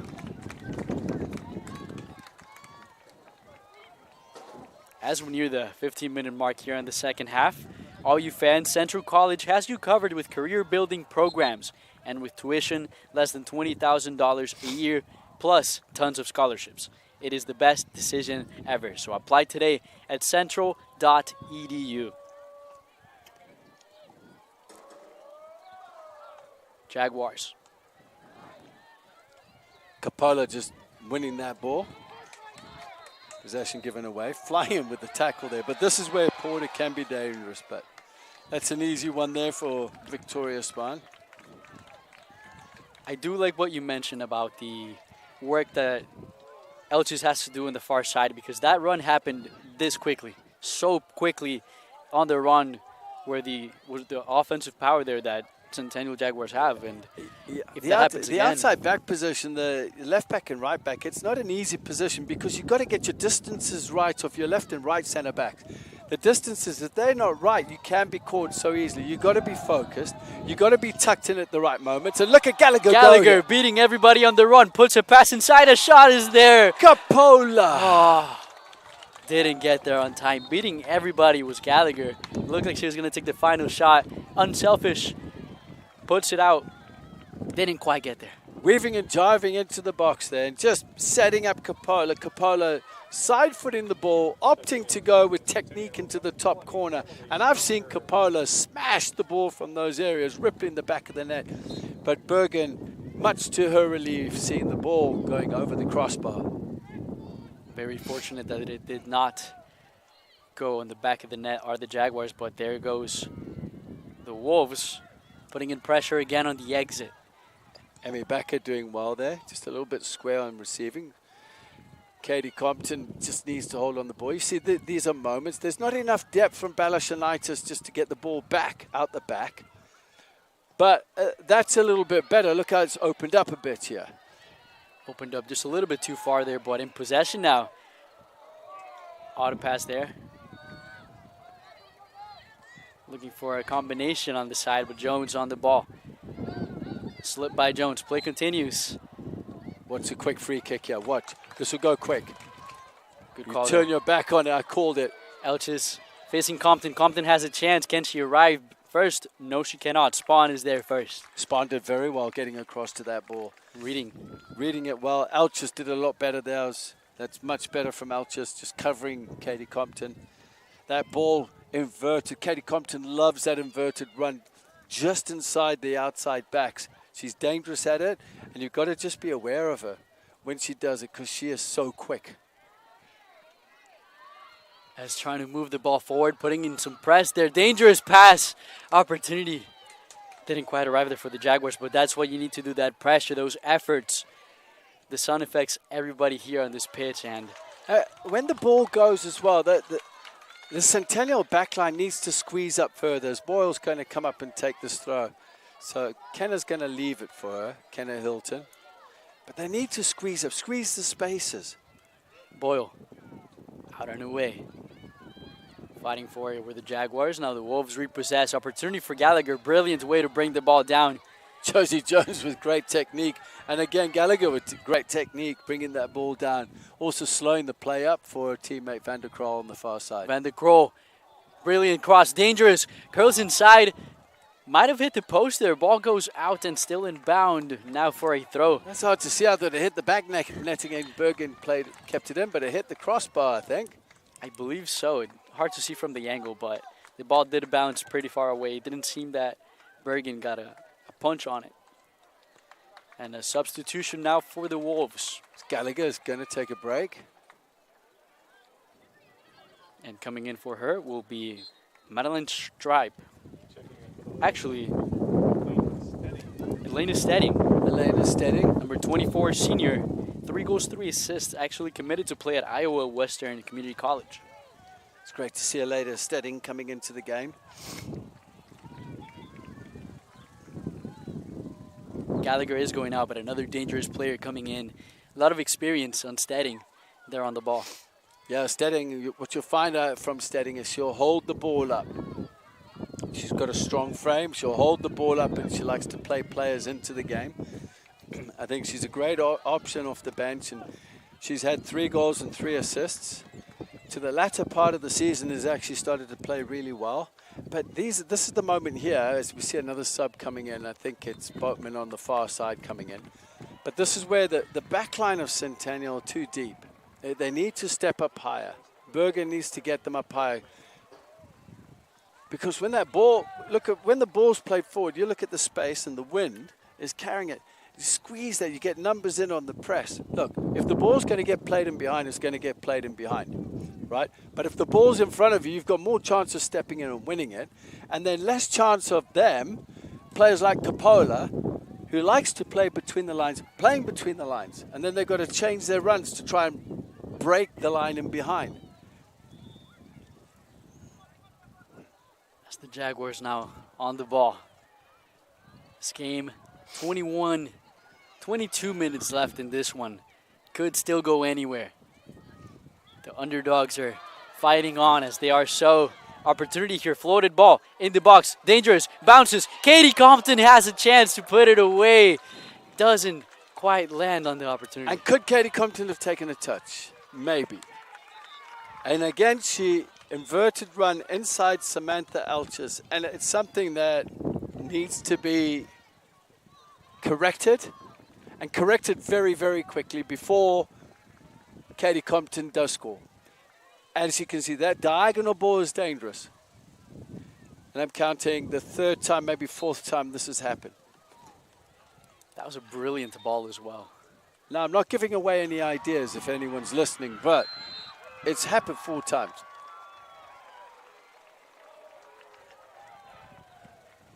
And over my right shoulder here, it looks like Des Moines Valley have gone 2-0 up against Pleasant Valley, I believe.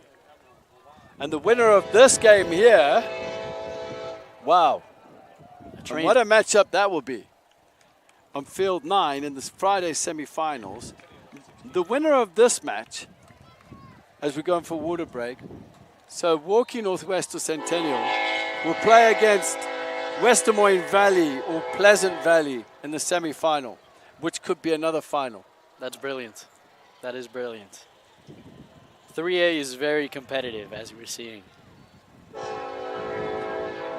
As you can probably hear, there is a train passing by County Soccer Complex.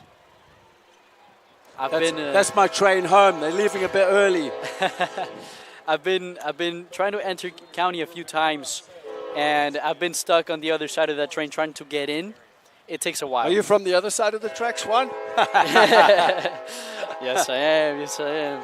It took about 7 minutes, so that's going to be there for a while. Hopefully the horn, it's only heard for a couple minutes as we are in the water break. You know, we've only got 1 goal in this game. And as the game rolls on and rolls on, if it's not managed properly, Centennial are always good for 1 goal and a winner. They always have been. That is true. Now, can Northwest break the hoodoo? Because they've always come in here as one of the favorites to move on or to win it. And never really secured it. Could this be the year for Northwest? Because they do have the players for it. That's for sure. They have talent. And I know they've got players in that squad that are itching to win this tournament. They've come so close over many years. They have the depth within the program. Could this be the year? You got Mahoney, a senior, Coppola, a senior, Macy Davis, Gallagher, a senior as well. Your stars with 25 goals, 20 goals. These are the stars that need to come up big here in the state tournament. The first way to do it is to put this game away. But it hasn't been easy to even get one past the Jaguars. As game continues, Jones. So smooth on the ball is Jones. Levon Levon coming in now. A senior. Evelyn Levon, 16 appearances, few starts, I believe, mainly off the bench, and opportunity here for Porter, and a hard challenge there. Clean tackle is called by the referee, and play on, he says. Yeah, well, it was a clean tackle. The ball was won. Now that's a foul by Boyle, just to push in the back. People don't like that one. Pushing the back on Stedding. Levon is a player to watch because she's got a lot of pace. Evelyn Levon. On that left wing. Who joined the National Guard. Look at that. Yep, a little bit about Evelyn. Great kid, hard worker. She's in the National Guard, finishing school. And we'll go to Grand View as well, right? Correct, yes. She told me the training was intense. What a ball. That is a brilliant ball there. Far side, just outside the box. Even better tackle. Avery Lewis just making up for it, just being caught, but managing to get back. And a great step in there by Samantha Elches. Much better. Momentum in for the Wolves. Trying to play that on. Elches, another good way to step in, put the ball forward, and the Jaguars trying to push up is Ava Martin. On the touch. Capola lays it away. Floated ball inside, looking for a header. Header connects, ball there. Barron, and a penalty is called. After the header, I believe. An interesting call here by the referee. I'm a little bit surprised, to be honest with you. It looked like both players going in for a challenge. Elena Stedding was floored. Credit to her for winning the penalty. There is somewhat surprise within the players and coaching staff, and I believe even some of the Northwest players, who are relieved. And it looks like it's going to be Elena Stedding, who I know can convert from the penalty spot. Stedding stepping over it. It was a difficult call. Might have been caught in the natural motion there of trying to close in on the ball after it was headed. Nonetheless, here we are. Opportunity for Waukee Northwest to go up 2-0 with 18 minutes left in this match. Alina Stedding, the senior, looking for her 4th goal in this season.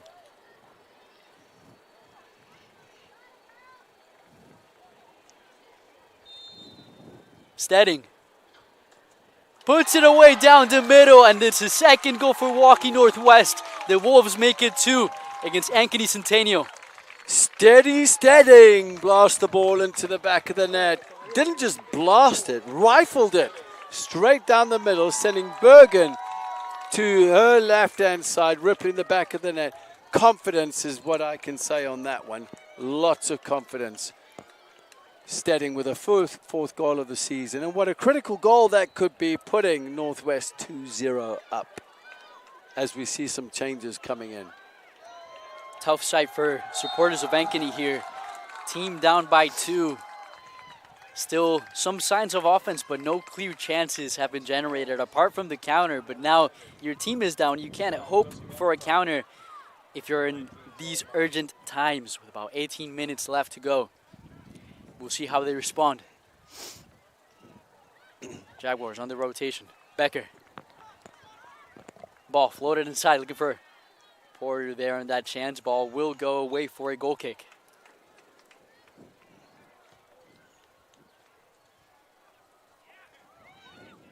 And as we were seeing it, it kind of comes true that the main way that the Wolves were going to get a goal was probably a set piece or one of those chances, because the Jaguars were shutting down the opportunities, but it came by and they were able to pounce on it. Yeah, they were. And against the run of play there, you look at the chances that were created by Centennial. Katie Compton had a few on the far side, just getting inside Samantha Elches with her inverted runs. There's a chance here. There's a shot. Testing Spawn. Spawn pushes it away. Well done there by the goalkeeper. It'll be a throw, but an opportunity there. You cannot make those mistakes in the back line if you're the Wolves, because the shot there with a bit of space, one of those might just land. And it is a 2-0 lead. Anything could still happen. Taryn Hankey reacting the quickest on that far side. Ball into the box. Effectively cleared. And an opportunity now on the counter, but a foul is called there. I believe against Stedding. Might have maybe held a little bit there, trying to regain the ball in transition. Yeah, Elena Stedding. Just slowing the game down. Again, Centennial looking for a quick free kick. They are responding well to the pressure applied. Good ball there. Even better header away. That's Davis. Davis clearing Avery Lewis's free kick. As Boyle looks to sprint to the far side to take this long throw in. Seems like she is constantly in throw-in duty, no matter the side. But you could see here, 3 at the back here for Centennial. They can push an extra player forward. Nice flick on.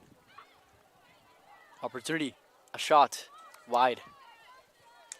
That is true. They do leave about 3 players forward, taking care of standing there in the back line. Could send somebody extra on the attack, or maybe they might be waiting for the time to go down even more. But if you want to score a goal, the chance is now. Kenna Hilton's moved into the midfield as one of the 10s, just to add a bit of pressure on Josie Jones, by the looks of it.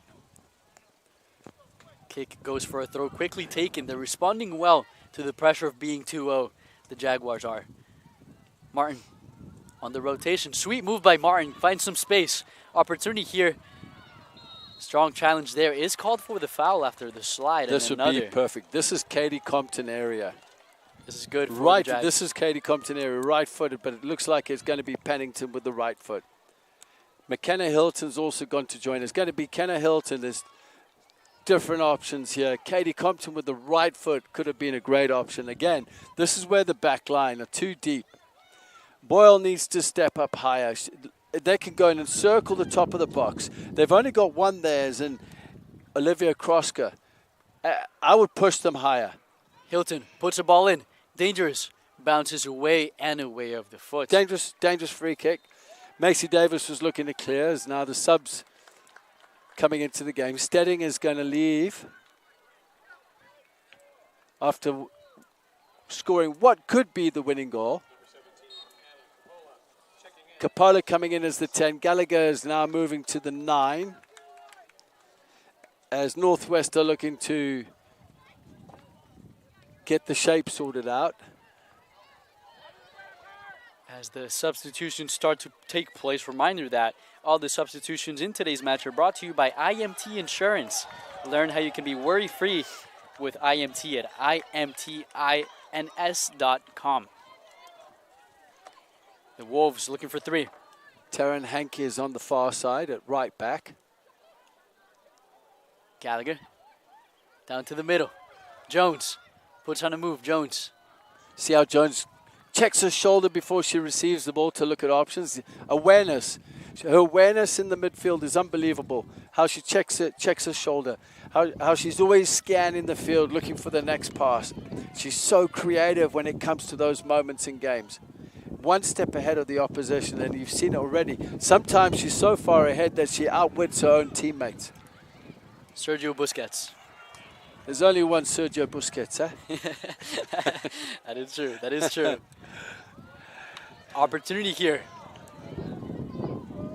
Closing in, nearing the box. Van de Krol. Good tackle there. Van de Krol still on it. Van de Krol looking for her second. Lands in the middle. Bergen grabs this one. That could have been difficult for Bergen, but she did well as the ball dipped into her palms. Looking to clear her lines quickly as we're coming to 13 minutes left. One goal in this could change the whole scenario of the game. Either Northwest could secure it, or Centennial bring him back into the game. I'm still going back to that penalty. A little bit dubious, I would say, Juan, wouldn't you? I have to agree. It was an odd call. Naturally, defender is coming in too close. The header happened. It was not obstructed. The credit to Stedding, how she won it. You know, gotta admit she rode the tackle and then took the penalty and scored it with confidence. Oh yeah, big way to put away that chance. Is Stedding looking for that 4th goal in her season with the Wolves. The senior. Now chances continue to arrive for the Jaguars, or at least trying to be created as they're trying to push away the Wolves here. corral them into some opportunities on their own. Bodies drop in the box. Nothing is called. Ball is cleared away. And the game seems to be slowing down. The Jaguars are trying to just throw the ball in there, at least treating the game as if they're down and pushing the ball forward. But the Wolves are just containing pressure right now. The Centennial chasing the game. Smart turn there. No foul is called. Cleanly taken away. Opportunity here for the Jaguars. On the arrival there was Porter, but Spawn gets there first. And they've got to continue to chase this game. They've got to push numbers forward. Maybe take a risk here.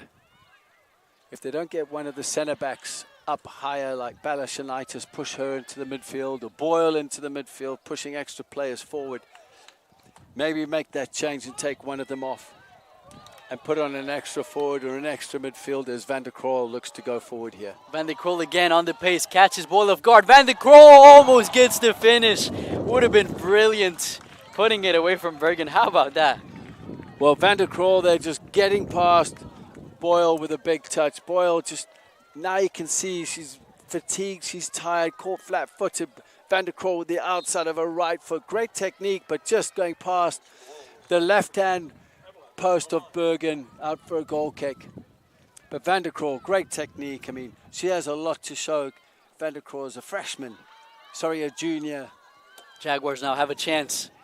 Shot from way far, had a few players and options there to create, but Hilton does decide to push that one forward and away. Kenna Hilton just with a lethargic strike there. You can see ideas are starting to run out here.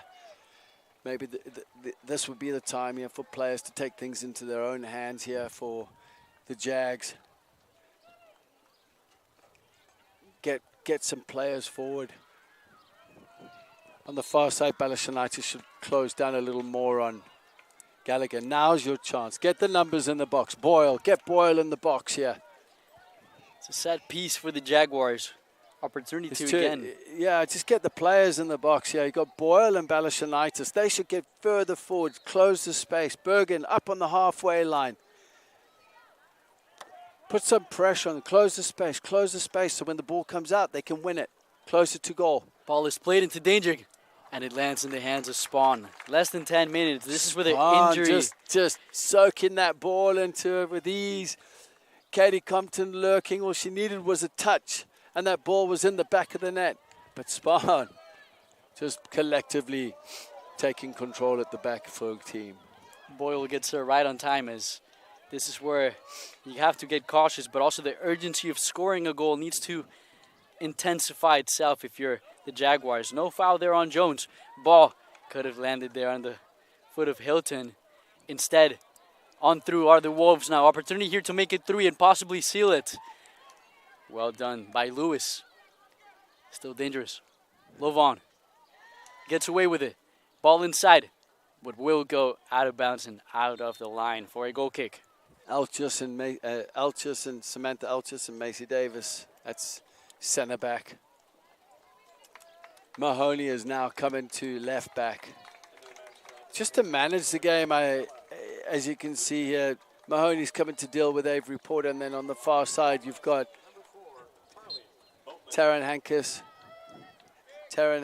Hankey up against Katie Compton at right back.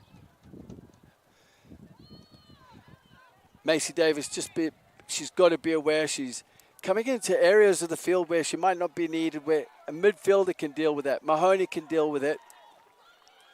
And that's what they need to do. Opportunity for the Wolves. Ball is crossed in by Elchis. Trying to find it again. Elchis on the chance. Jones with the delivery. Collision there after the clearance. And the Wolves repossess. Emmy Becker with the clearance. But going back to Macy Davis, she's been sucked into the midfield with either Ava Martin or Katie Compton, which leaves one-on-one Hilton and Elchis at the back. Elchis trying to get one of her own with the left foot. Couldn't put enough curled on that one. Bergen sees it away. Is that Botman on the far side? But when I'm looking at the back at Elchis and Macy Davis, they've just got to be aware. They've got to pass the players on to either Router and Josie Jones. Maybe Anna Capola's got to drop a bit deeper. Off the ball. Look at this run here. This could be dangerous. Well taken there by Rauter. What a tackle. Absolutely brilliant tackle there. And the Wolves' opportunity here. The pass is through. Hard challenge. The opportunity here. Van de Krol. Van de Krol drops a player. Oh, my. Puts the ball inside. Nothing comes out of it. Why didn't Van der Krol my. go on her own there? Why didn't she go on her own? She did enough. Just a little hip swerve there. Samba style, as you would say in Colombia. But I tell you what, she was through. Why didn't she take that on her own? She was being unselfish. In that moment, she was in the better position to score. She should have been selfish and taken that on her own. Dancing salsa in the box. That was a great chance. That would have put the nail in the coffin, definitely. 3-0. That looks like a free kick. Yes, it's being given. Boatman again. Now there's some tired legs out there. Very much so, with about 6 minutes left in this one. The crowd really wanted to see that chance go in by Van de Krol. Could have been a brilliant goal. And now another chance for the Wolves to put it away. Who else to take it but Zoe Mahoney? Is she going to shoot it from here? Yes. She is. Ball floats and close. I knew that coming, Bergen. Just looking for the other ball. That one's gone. She's looking to take a quick goal kick here. And this is what I like about the initiative of some of the players here. They're not messing around. They want to get on with it. Levon coming back in for the Wolves. The Wolves and Jags. What a combination. The Wolves and the Jags. Who's going to get the final bite? Who will be the prey? As of now, the Jaguars. I've seen games change in 5 minutes. It'll be interesting to see what happens. Here's a chance to... It looks like over my right shoulder that Valley, West Des Moines Valley, are 2-0 up on their way through, but there's 17 minutes of that match left. We'll play the winner of this match. Ball in. Again, quickly taken by Bergen. Bergen now. Quick clearance. Well taken by Macy Davis. Macy Davis, credit to her, is very good in the air, winning that. I love Porter looking for a quick one here. Looking for Hilton. Hilton fighting away. Mahoney. Van de Krol.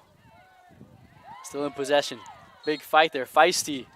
And a foul is given in favor, actually, of the Jaguars. Opportunity to send everybody forward. Again, the quick free kick. Awkward bounce. Dealt with at the moment. Pressure by Compton. How's that composure there from Tara and Ankeny? Just bringing the ball down with the outside of her boot. Great technique. And just clearing her lines, as you see here on the near side. That player, Van de Krol. Van de Krol. What will she do this time? Trying to use the pace again. There first. The back line of the Jaguars. Do not want to deal with that anymore. Hudacek looking to deal with Van de Krol. Oh. Mahoney there. Pushing the ball away after the foul. Will get carded, I believe, for this one.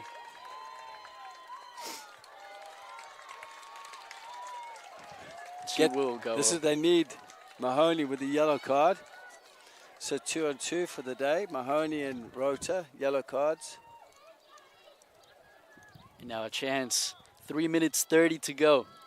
It is true that anything could happen. On the ball.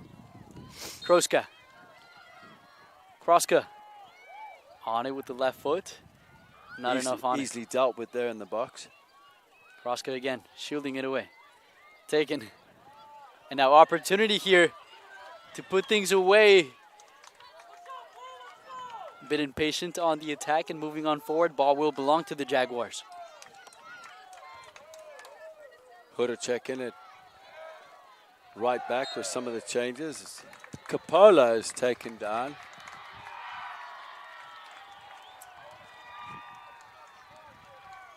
Goals are being scored around us. And with about 3 minutes left in this one, again, the question comes through in this match. Who would you say has stood out above everybody? Who would be your player of the match? There's been a few players that have stood out. Josie Jones in the midfield.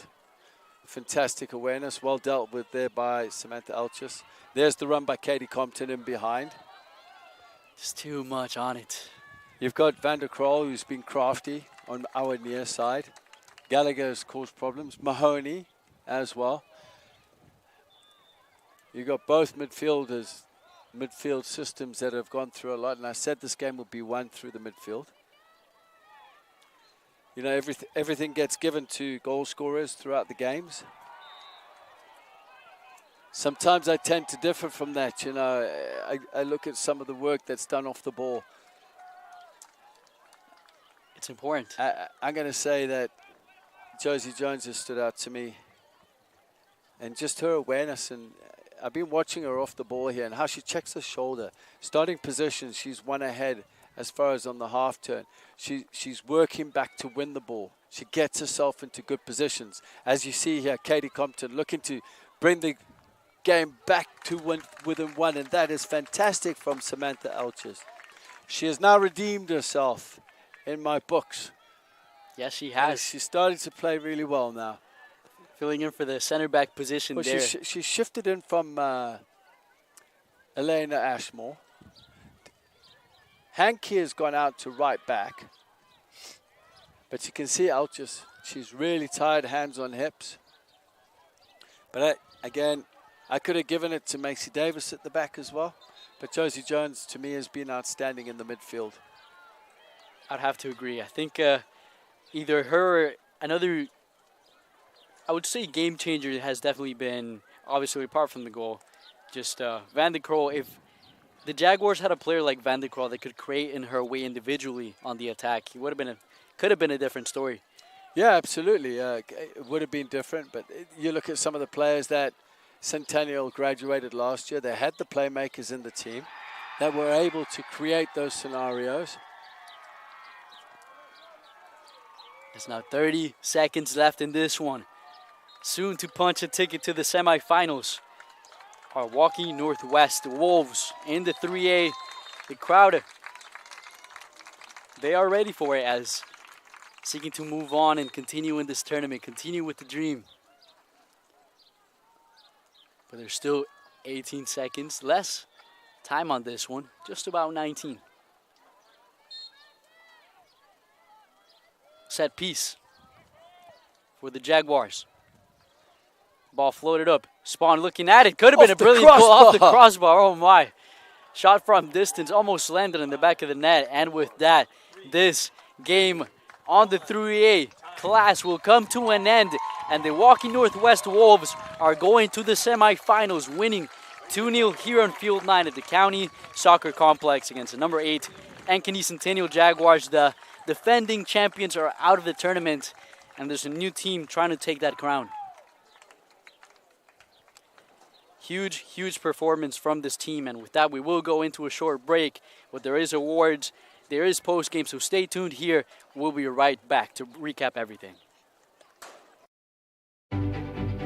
Obsessively, relentlessly at your service. To me, it means being there 24/7, rain or shine, during storms, after storms. Being a first responder to the community, to my customers. Being there to get the customers back on and to see the smiles on their face. To provide the kind of reliability that we can hold our heads high about. And we want to keep our customers safe. Safety's first around here. And that's rewarding.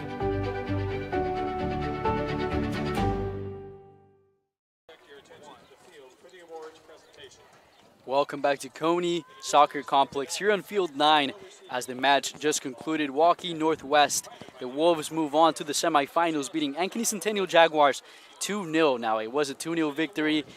I'm Juan Mendes on play-by-play. Justin, tell me, what were those goals like? How did they get to that opportunity? How did they win this match today? Also, well-deserved victory for Waukee Northwest. It's a well-set unit, the style of play they play. They got players per position. And like I said, well-organized. Van der Kroll with the first goal after 9 minutes, and then Elena Stedding with the penalty after earning the penalty after being knocked down in the penalty area. But credit to Centennial, the holders coming in, as you can see. Chris Allen, the long-time head coach there, has had many years of success. And then as we shift across to Waukee Northwest Wolves, could this be their year? Everybody thinks it's their year. They want it to be the year. I think it's going to be their year. It seems so. A brilliant performance today, getting everything together, showing why they are where they are, and the number 1 seed to win it all. Undefeated against Iowa teams, just a fantastic squad. They know they have a fantastic squad, and they're trying to continue that run later on this week. But with that, we are going to conclude this broadcast. I'm Juan Mendez on play-by-play, alongside Justin Vorster on color. Thank you very much for joining us this afternoon. Take care and have a great, great afternoon.